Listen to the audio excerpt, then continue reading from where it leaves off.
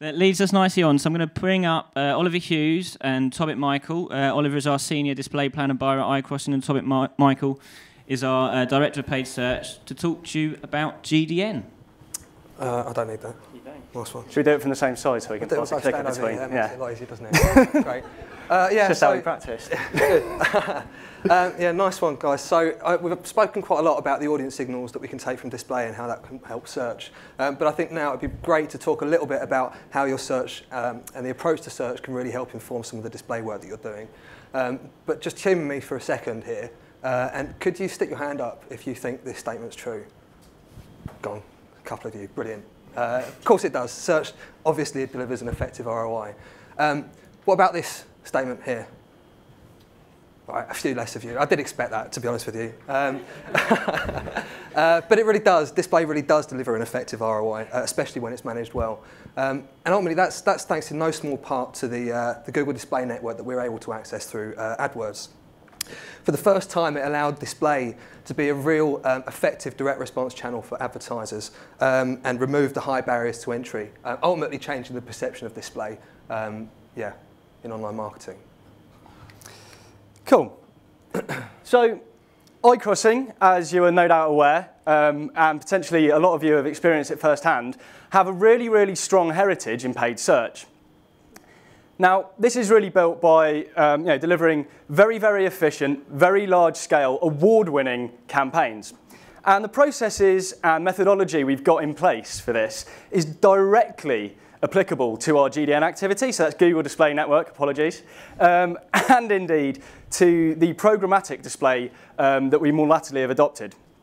So our paid search campaigns always begin with a research phase. This is understanding who your clients are and really, really crucially, what they're going to be typing into search engines to find your product, your services, or just to engage with your website. The next stage is the build. So getting all these keywords up into the engine, the ads, the landing pages, etc., etc. It's quite a dry bit, that, so we won't focus too much on it. But then measurement. Now, this is the absolute crux of what we do. This is the most exciting part for me of my job, day in, day out. And it's in fact the reason why paid search has been so successful and revolutionised advertising. There's an old adage that if you don't measure something, you cannot improve it. And that's absolutely the ethos which we subscribe to at iCrossing, which is why we measure absolutely everything that we can obsessively. So it's not just keywords and bids. It will be the ad, the landing page, the device, the network, the time of day, their location in the country, and many, many more. And as you can imagine, those are lots and lots of different data points. And then when you combine them, it expands exponentially. And that provides us with an awful lot of levers which we can pull. And by pulling these levers, we're able to really refine our activity so that it's delivering the most efficient possible campaign to you. And after we've refined that, what you'll find is more and more budget becomes unlocked. And with that budget, you go back to the research phase, the build phase, the measurement, and so on and so forth. So it's a fantastic virtuous cycle. And this is exactly the approach we use to buying our GDN activity. So first things first, the Google Display Network is huge. In 1 month, 500 billion impressions. That's a lot of potential customers. And the complexity here in your research phase comes from the fact that those impressions come not from one really, really popular website, unfortunately, but that's hundreds of thousands of different websites. Now, your research phase here isn't the keywords they're typing in, but the content your customers are consuming before coming to your site. So from those hundreds of thousands of websites, you actually probably want to be a bit more specific and go to individual pages, of which there are millions and millions. So your research phase here, in the bad old days, is going through those individually, saying, yes, I want to be on this one, no, I don't like that one. So that's going to take quite a lot of time, as you can imagine. Now, Google came to the market with a technology-based solution which revolutionized this. And that was contextual targeting. So this is really, really crucial in the way that display has changed. It moves the onus from individual sites and individual pages to understanding why people are there, what specific things about that page you want. And in fact, it's very, very close to what we do in paid search, understanding what is driving them there, so keyword-based. More latterly, that's been augmented by not just what they're consuming, but who they are, as you've just heard. So that could be user interest targeting, topic targeting, audience targeting, and more recently, of course, the retargeting. So depending if they've been to your site, what they've consumed on your site, tailoring the message and price for that. So as you can see, the research phase has become a lot easier. You don't need to go individually. You can do this very, very quickly at scale. Being a search company, Google, like us, are obsessive about measurement. And for all of these things, for all these hundreds of websites, you've got all the additional stuff on top. So everything I've listed for search, but in addition to that, you'll have the type of creative, how people have engaged with that creative, maybe their gender, maybe their age, their income, etc., etc. So the measurement is absolutely fantastic and provides us with even more levers than we've got in paid search. And then you come on to the refinement. And again, you can kind of tweak this. So for example, it may be that all of your conversions come from women in their 40s, for example. So when it comes into the reinvestment stage, you know that you're backing a winner if you target that audience. And so you can target that audience, but maybe with content which is slightly further removed from your website and your products and services. So what that means for you and what that means for our customers is that time and time again, we see the GDN performing as a scalable, cost-effective advertising channel. So display has moved from either a sort of niche, big buy, inefficient, or very, very small scale, cost-effective channel to something which actually is scalable, measurable, and easily managed.